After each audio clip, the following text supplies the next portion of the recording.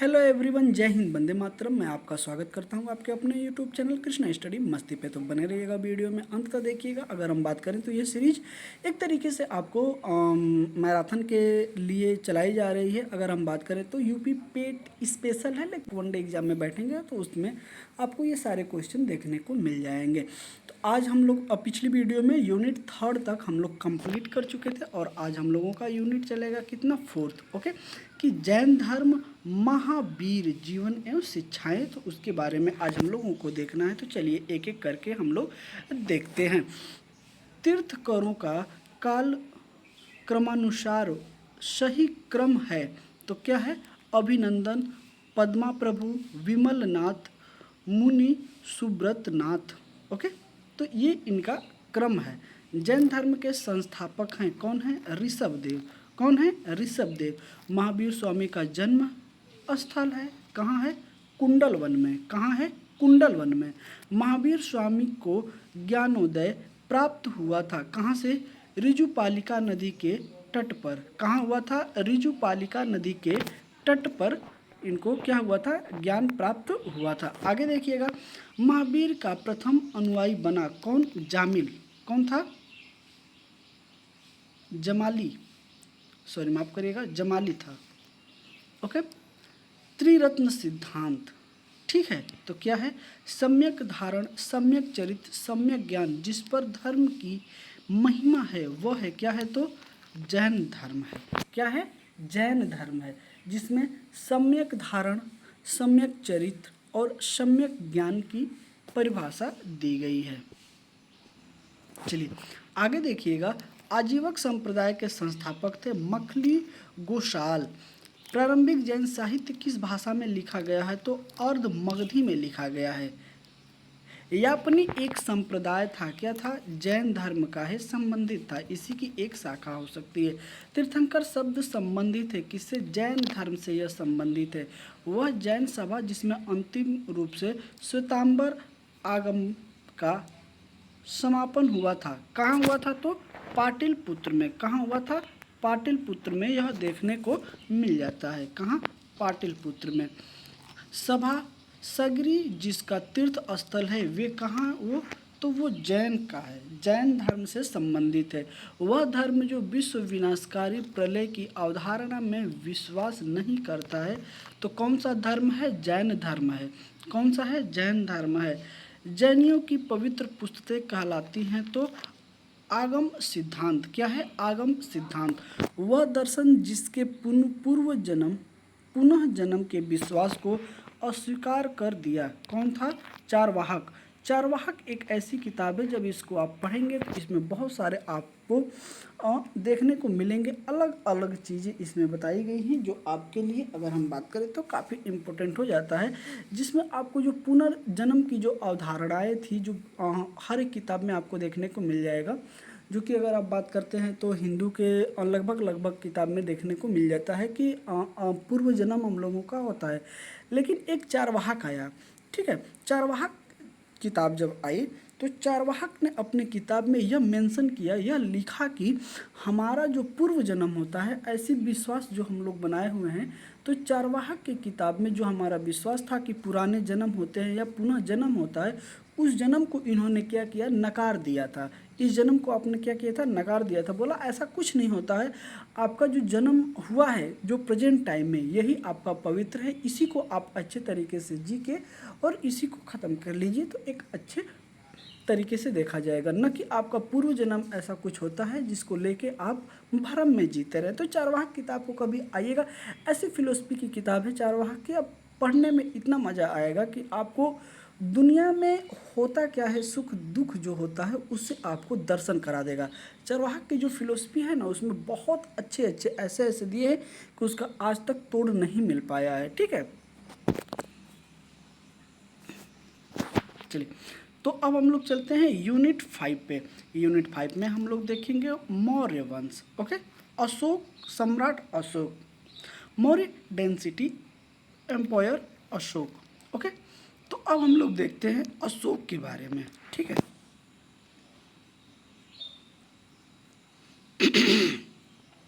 चलिए, अशोक महान की अब हम लोग बात करते हैं। देखिएगा, प्रथम भारतीय साम्राज्य स्थापित किया किसने?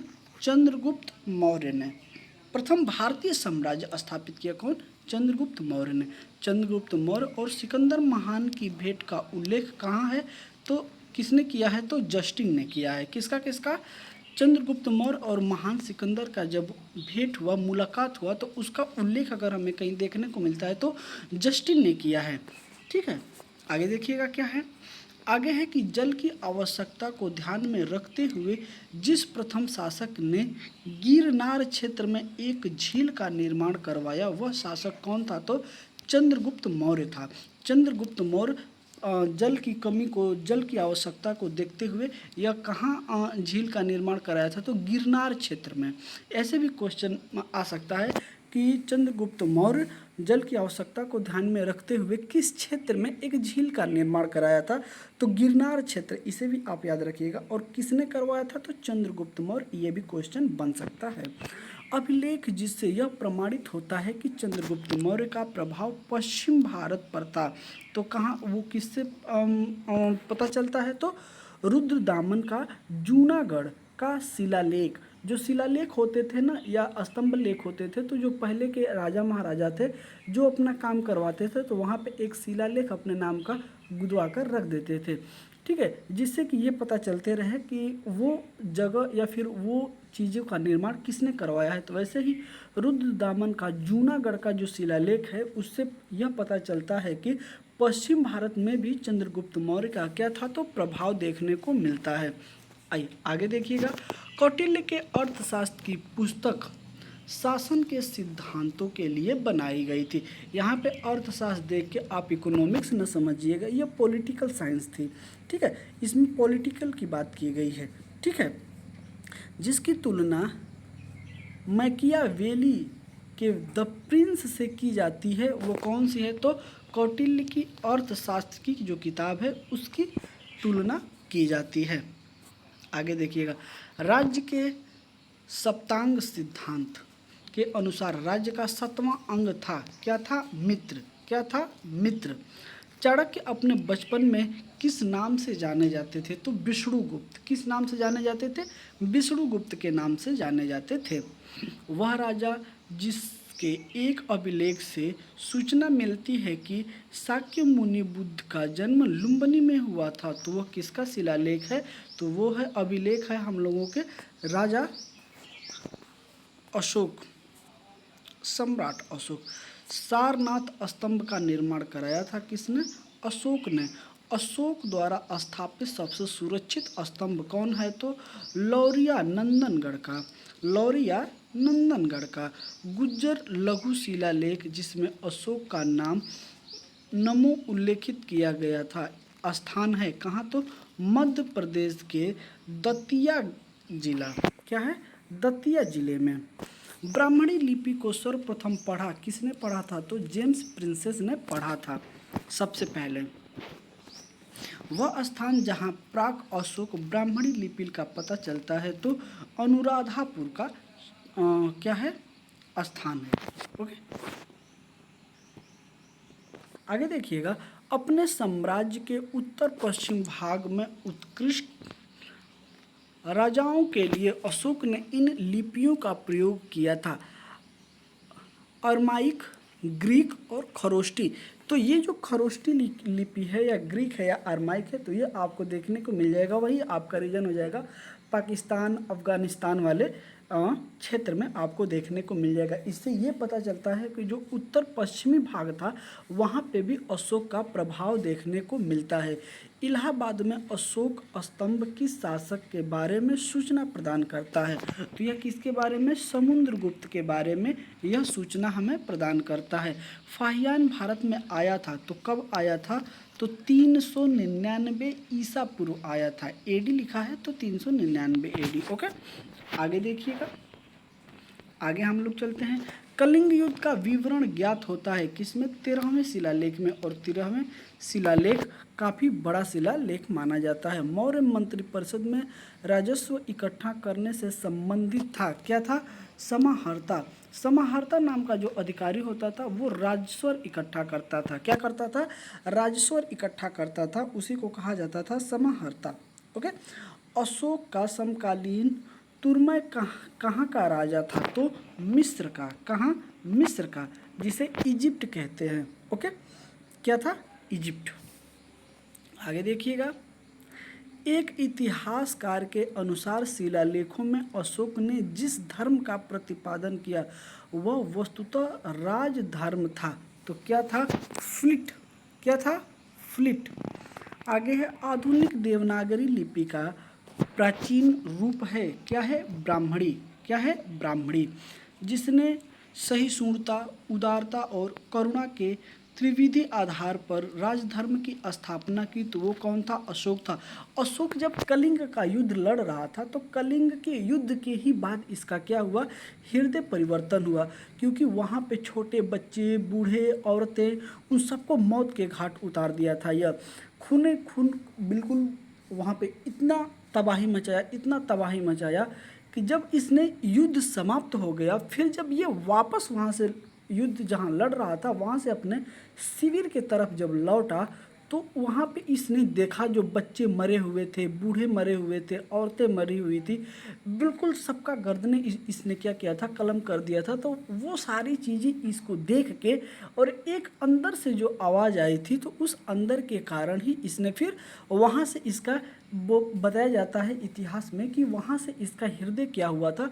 परिवर्तन हो गया था। तो वहीं से इसने सहिष्णुता, उदारता और करुणा के त्रिविधि आधार पर राजधर्म की स्थापना की। तो वहीं से आपको कलिंग युद्ध की देखा जाता है। कलिंग युद्ध से जब अशोक वापस लौटा तो इसका हृदय क्या हुआ था? एक परिवर्तन हो चुका था, और इसने अपनी तलवार को क्या किया कि अपने तलवार को वहीं पे त्याग दिया कि मैं आज के बाद ऐसा युद्ध नहीं करूंगा जिसमें बच्चे हो गए, बूढ़े हो गए या औरतें हो गई, जहाँ पे उनकी जान चला जाए।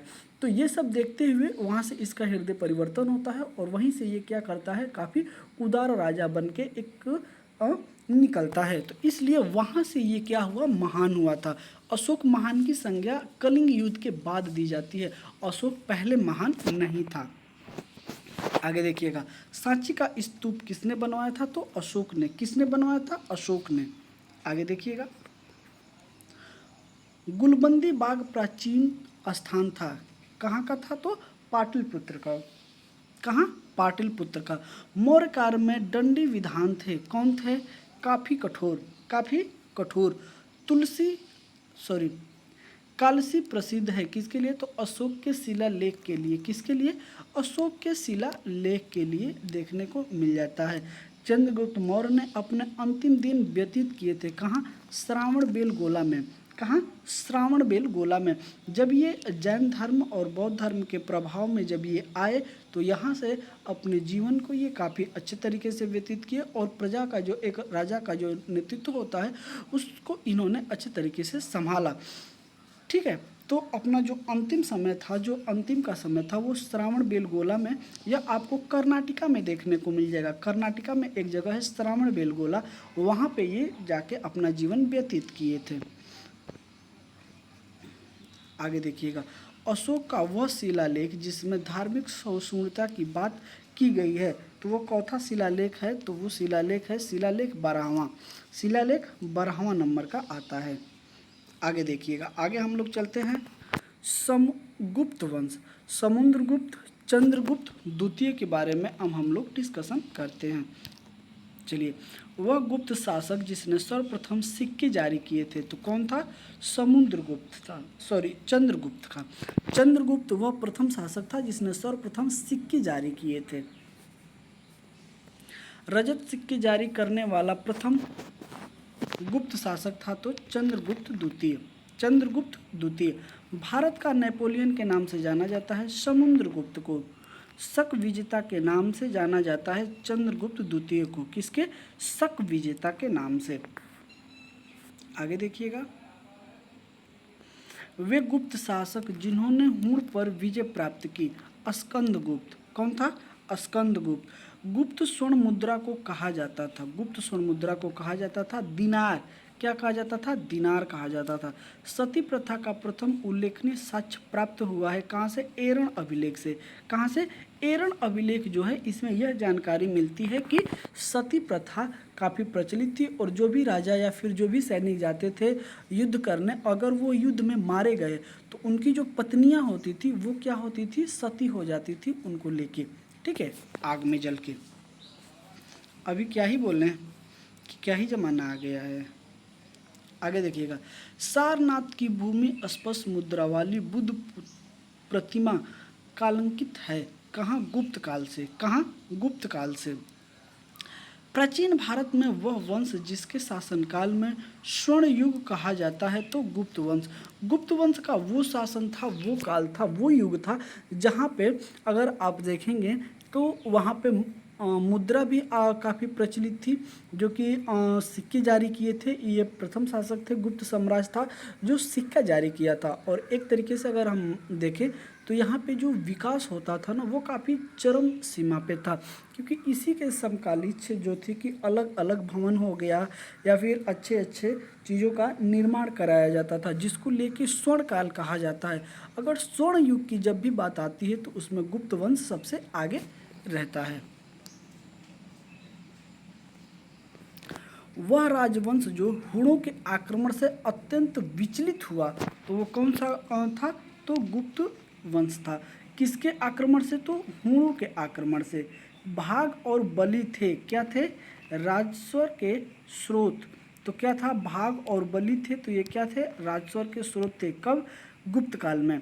भारतीय दर्शन की प्रारंभिक शाखा है सांख्य शाखा। किसको? सांख्य शाखा। कर्म का सिद्धांत संबंधी थे मीमांसा से।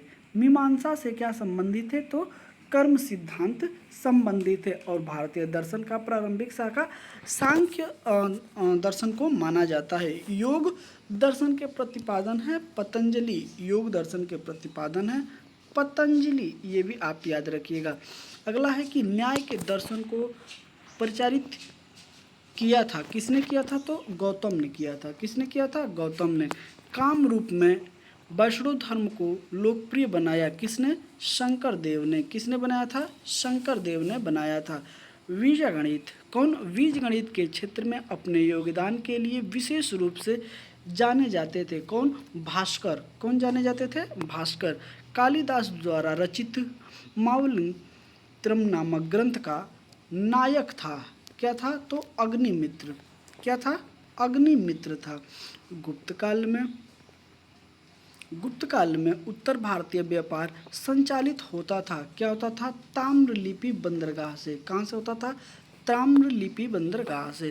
कुमारगुप्त प्रथम के मंदसौर अभिलेख से किस श्रेणी का उल्लेख है? तो रेशम बुनकरों का।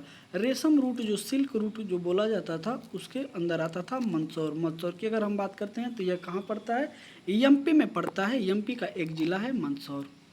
आगे देखिएगा, वह गुप्त शासक जिसको गुप्त शासक में पहली बार अभिलेख जारी करने का दायित्व दिया वो कौन है? समुद्रगुप्त है। कौन है? समुद्रगुप्त है। चलिए आगे देखते हैं। गुप्त शासक जिसको भारत का नेपोलियन कहा जाता है कौन है? तो वो समुद्रगुप्त है। कौन है? समुद्रगुप्त है। तो इस तरीके से आज 6 यूनिट हम लोगों ने ख़त्म कर लिया है और अब हम लोग स्टार्ट करते हैं यूनिट नंबर 7। हर्षवर्धन के बारे में देखते हैं। हर्षवर्धन की राजधानी कहाँ थी? कन्नौज थी। कहाँ थी? कन्नौज थी। आगे देखिएगा, सम्राट हर्षवर्धन ने किस स्थान पर राजधानी को स्थापित किया था? तो कन्नौज। महोदया श्री के नाम से जाना जाता था कौन? कन्नौज को। कौन? कन्नौज को। हर्षवर्धन के समय भारत आने वाले चीन यात्री था कौन था? ह्वेनसांग। कौन था? ह्वेनसांग। आगे देखिएगा, आगे है सम्राट हर्षवर्धन ने 2 महान धार्मिक सम्मेलन का आयोजन किया था। कहाँ कहाँ किया था? तो पहला एक कन्नौज में किया था और दूसरा प्रयागराज में। पहला कहाँ किया था? कन्नौज में, और दूसरा कहाँ हुआ था? प्रयाग। हर्षवर्धन को पराजित किया था किसने? पुलकेशिन द्वितीय, जो दक्षिण भारत का राजा था पुलकेशिन द्वितीय, इसने पराजित किया था हर्षवर्धन को। अगर हम एक बात करें कि जो पुलकेशिन का क्षेत्र कहाँ तक आता है, तो जो विंध्य पर्वत है, विंध्य पर्वत एक ऐसा पर्वत है जो उत्तर भारत को और दक्षिण भारत को क्या करता है, अलग करता है। तो वहाँ से देखा जाता है दक्षिण भारत जो कि था। तो दक्षिण भारत का जो राजा था पुलकेशिन द्वितीय, वो हर्षवर्धन को क्या किया था, पराजित किया था। चलिए अगला यूनिट की बात करते हैं, यूनिट नंबर 8। इसमें राजपूत काल को हम लोग देखते हैं, राजपूत पीरियड को देखते हैं। आगे देखिएगा, चित्तौड़ का कृति स्तंभ का निर्माण कराया था किसने, तो राणा कुंभा ने। राणा कुंभा ने क्या करवाया था, तो चित्तौड़गढ़ का जो स्तंभ किला है, स्तंभ है जो, उसका निर्माण किसने करवाया था, राणा कुंभा ने। पृथ्वीराज चौहान ने मोहम्मद गोरी को युद्ध में वर्ष खाली स्थान में हराया था, परंतु अगले वर्ष उससे हारा भी था। तो वो वर्ष कौन था, तो वर्ष था 1991। 1991 की अगर हम बात करते हैं, 1991 में युद्ध हुआ था। तो पृथ्वीराज चौहान से मोहम्मद गोरी क्या हुआ था, हार गया था। लेकिन उसके अगले ही साल 1192 में जब युद्ध हुआ था, तो वहाँ पे मोहम्मद गोरी हरा दिया था किसको, पृथ्वीराज चौहान को। ये भी आप याद रखिएगा। आगे देखिएगा, पृथ्वीराज चौहान का दरबारी कवि था कौन था, चंद्रवरदायी। मिहिर भोज का शासक था कौन था, प्रतिहार वंश। पृथ्वीराज चौहान ने खालियंश विवाह किया था, वो उसके शत्रु जयचंद गढ़वाल की बेटी थी, कौन थी, संयोगिता थी। यही कारण था कि जब पृथ्वीराज चौहान जो थे अपने मित्र जयचंद्र की पुत्री से जब विवाह करते हैं संयोगिता से, तो वहीं पे क्या होता है कि जयचंद इनका साथ छोड़ देता है, और इसलिए यह 1192 का जब युद्ध होता है तो उसमें ये क्या करते हैं, हार जाते हैं। और वही 1991 का जब युद्ध हुआ था तो उसमें क्या हुआ था, ये जयचंद जो था वो पृथ्वीराज चौहान का साथ दिया था, और ये दोनों लोग मिल के लड़े थे, इसलिए क्या हुआ था, जीत गए थे। 1191 का युद्ध इन्होंने जीता था, और जब इन्होंने विवाह किया तो उसमें क्या हुआ था कि वो जयचंद इनका साथ छोड़ दिए, और यह मोहम्मद गोरी से फिर 1192 का जो युद्ध हुआ था उसमें इनकी हार हुई थी। और उसके बाद फिर चंदावर का युद्ध होता है, जहाँ पे जयचंद भी युद्ध में हार जाते हैं। ओके, पृथ्वीराज चौहान के पिता थे सोमेश्वर चौहान। क्या नाम था, सोमेश्वर चौहान। 1991 में सुल्तान मोहम्मद गोरी को हराने वाला पृथ्वी तृतीय यहाँ पे खाली स्थान वंश थे था, तो कहाँ से था, तो चाहमान वंश का था। ओके, उस कवि का नाम बताइए जिसने पृथ्वी रासो नामक एक कविता लिखी थी, जिसमें पृथ्वी राज चौहान के जीवन का वर्णन मिलता है, तो कौन है, चंद्रवरदायी। ओके, चंद्रवरदायी कौन है, चंद्रवरदायी। दो प्रमुख शहर चहमानों के नियंत्रण में थे, तो कौन कौन से शहर थे, पहला दिल्ली और दूसरा अजमेर। ये दोनों शहर किसके नियंत्रण में थे, तो चहमानों के। तराइन का प्रथम युद्ध किस वर्ष लड़ा गया था, तो 1191 ईस्वी में लड़ा गया था, जब मोहम्मद गोरी की हार हुई थी और पृथ्वीराज चौहान विजय हुए थे। लेकिन वहीं आता है वर्ष 1192 का वर्ष, जिसमें मोहम्मद गोरी जो है कि पृथ्वीराज चौहान को हरा देता है। तराइन का युद्ध पृथ्वीराज चौहान और मोहम्मद गोरी के बीच लड़ा गया था, मोहम्मद गोरी के बीच लड़ा गया था। गोविंद चंद्र गढ़वाल की रानी राजकुमार देवी द्वारा धर्म चक्र जिन विहार बनाया गया था, कहाँ, सारनाथ में। कहाँ, सारनाथ में। तो इस तरीके से 8 देखा जाए तो 8 यूनिट ख़त्म कर चुके हैं हम लोग, और अब हम लोगों का स्टार्ट होता है यूनिट नंबर 9। यूनिट नंबर 9 में जिसमें हम लोग बात करेंगे सल्तनत कालीन की। तो सल्तनत काल की हम लोग बात करेंगे, सल्तनत पीरियड की बात करेंगे। तो यह यहाँ से अब हम लोग अगली वीडियो में देखेंगे। तो यह मैराथन चलाया जा रहा है, काफ़ी इम्पोर्टेंट है, आप इसको बहुत ही अच्छे तरीके से देखिएगा। ओके, तो चलिए, वीडियो आपको कैसी लगी ज़रूर आप हमें कमेंट करके बताएं। मिलते हैं आपसे अगले सेशन में, तब तक के लिए जय हिंद, वंदे मातरम, अपना ख्याल रखिएगा।